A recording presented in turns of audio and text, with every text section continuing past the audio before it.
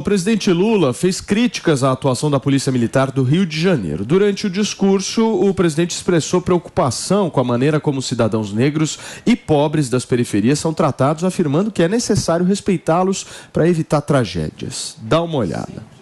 Nesse estado maravilhoso, que não é só Copacabana, não é só Ipanema, é o povo pobre, negro, o povo da periferia, que precisa ser tratado com respeito.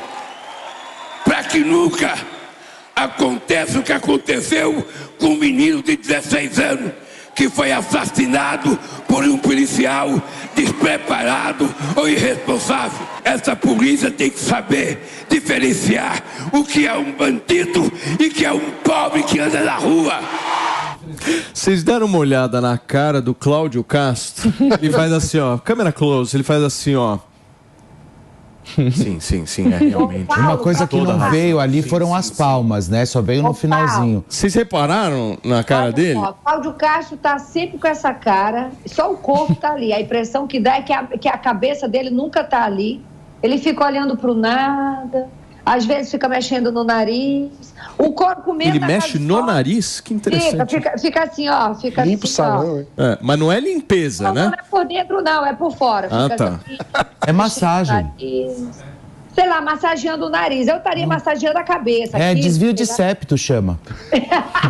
Mas ele parece que está assim, sempre em Nárnia. O bicho pegando aqui no Rio de Janeiro, ele sempre em Nárnia. E você vê o Freixo levanta, aplaude. Aí você vê ali o Eduardo Paes empolgadíssimo, né? Soldado do Lula, como ele se coloca. Cara, pelo amor de Deus, quanta hipocrisia. Olha a quantidade de coisa que Lula acabou de falar ali, sabe? Fazendo um teatro. Agora, Antônia, é mais uma vez um discurso do presidente da República contrário às polícias, né? Ou seja, colocando a polícia como se fosse justamente alguém ruim. Parece humano ontem. Que é isso? Você acha que pareceu o discurso do humano? Pareceu humano ontem. Não, brincadeiras à parte. O populismo e a demagogia que o PT realiza em cima da população pobre, periférica, daí já coloca um recorte racial em cima, faz parte de um pacote de busca de aceitação de um discurso social que o PT busca realizar. Nós sabemos qual é a fórmula que o PT enxerga a segurança pública, Paulo. Esses dias eu estava até refletindo sobre isso, né? Porque quando a gente eu cheguei até a comentar contigo no WhatsApp. Você reflete muito, né? Eu reflito bastante, até mais do que eu deveria. Liga o chuveiro, pensa na vida. Olha só, porque partido é parte de um todo. E quando a gente fala parte de um todo, claramente a gente está fazendo um recorte da sociedade. Olha, nós queremos representar parte desse segmento social. E o PT escolheu o lado que ele representa. Eu não estou falando aqui demagogia, populismo, falando do boné do Lula, eu estou falando fatos. Quando a gente discute, Paulo, por exemplo, a segurança pública na rua, né, como deixar a cidade mais segura, o PT ele prefere discutir a abordagem policial. Quando a gente discute, por exemplo, a importância que o bandido cumpra a sua pena, o PT está discutindo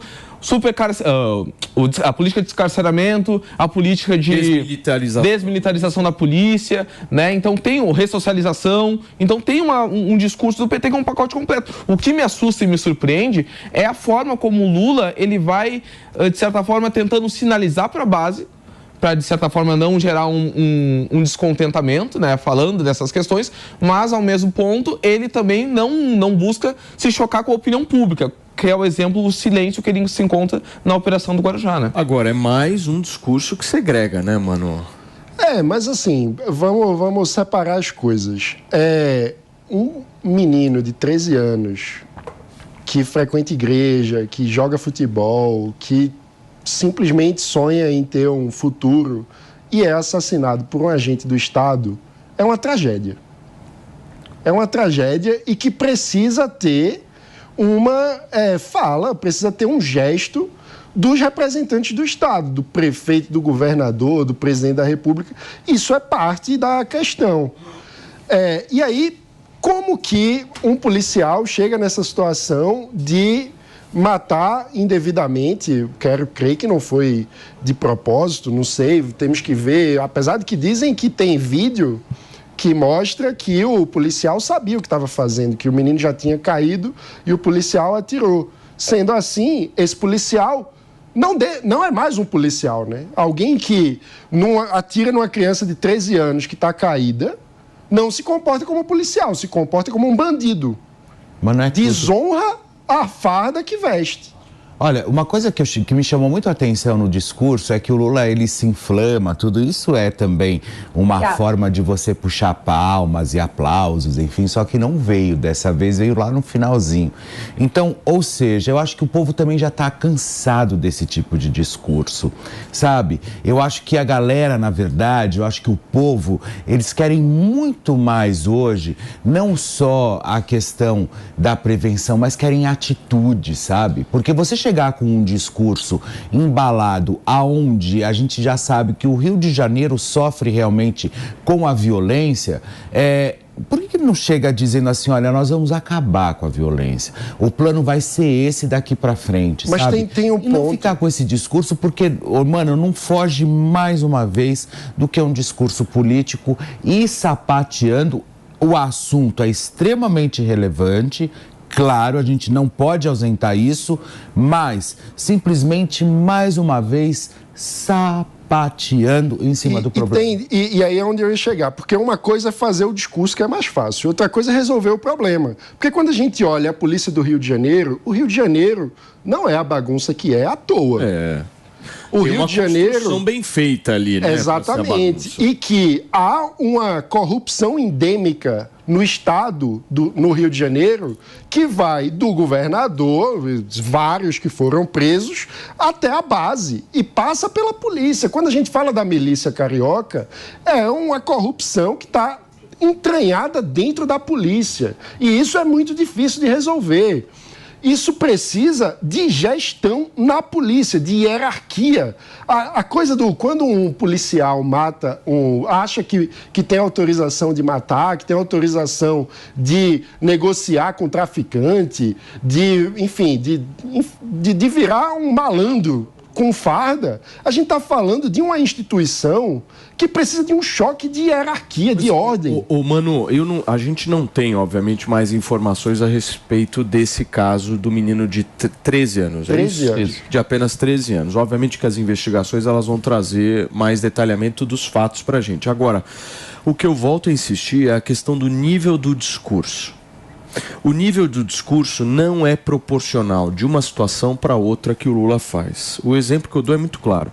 O nível de raiva que ele tem é muito superior quando acontece, obviamente, algum tipo de excesso por parte de algum policial. Só que esse nível de raiva e essa intensidade de discurso, ela não acontece quando, por exemplo, um menino de 18 anos, 17 anos, mata alguém, entendeu? Você não tem esse nível de intensidade de raiva, de indignação por parte dele. O foco dele é único e exclusivo na polícia. E eu acho que esse tipo de discurso, ele segrega e vai cultuando na população um certo ódio aos policiais. E eu acho que isso dentro de uma democracia é péssimo. Exato. Não, e tira completamente a relevância do policial na rua. Isso é péssimo. E assim como é preciso se solidarizar com um caso como esse de um menino de 13 anos que foi morto pela polícia, é fundamental se solidarizar com os policiais que morrem em operação, que são também vítimas dessa situação. São muitas vezes jogados para o confronto sem respaldo, sem preparo, sem equipamento. Então, sem dinheiro, com às vezes a viatura velha, a porta abrindo. É isso aí. Muito bem.